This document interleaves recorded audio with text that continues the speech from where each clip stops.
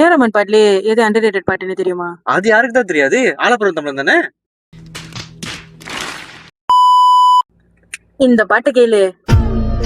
ஒரு பக்கம் காதல் மறு பக்கம் ஊடல் இரு பக்கம் கொண்டல் நாணயம்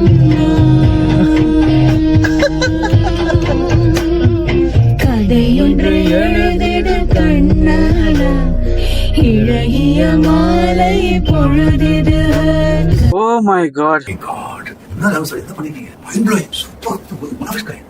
காட், ரொம்ப வருஷம் ஆச்சு இந்த பாட்டு கேட்டு. செம்ம வைப் மெட்டீரியல். ஆனா என்ன வேணாலும் சொல்லிக்க சவுண்டு, இந்த பாட்டு தான் ஏராமனர்களோட ஒரு செம்ம அண்டர்ரேட்டட் நம்பர். என்ன வேணாலும் சொல்லிக்கோ, இதுதான் என்னோட ஸ்டாண்டு. எஸ், கண்டிப்பா. இந்த பாடல் வரிகளை பாத்தீங்கன்னா வாலி அவர்கள் தான் எழுதியிருக்காரு. இந்த வரிகள்ல அவரு காதல் இருந்தாதான் ஊழல் இருக்கும், ஊழல் இருந்தாதான் கூடல் இருக்கும் அப்படின்னு சொல்லி எக்கச்சக்கமா எழுதியிருப்பாரு. இந்த பாட்டுல வந்து there is love, there's sensuality, there's a kind of like a sexual tension going on in the song, and அது இன்னும் அழகா ரொம்ப ரொம்ப அருமையா இசையமைச்சிருக்காரு நம்ம இசை புயல் ஏராமன். ஆனா அதுல மெயின் மேட்டர் என்னதுன்னா, அது அவர் இசையமைக்காம ஒரு பாடலா இல்லாம ஒரு கான்வர்சேஷன் பேசிஸா அவர் அமைச்சிருப்பாரு. அது ஏதோ ரெண்டு பேர் பேசுற மாதிரி இருக்கும். அது எப்பா அவ்வளவுதான் முடியும் போல. அதனால அவர் மொசார்ட் ஆஃப் மெட்ராஸ் சொல்றாங்க போல.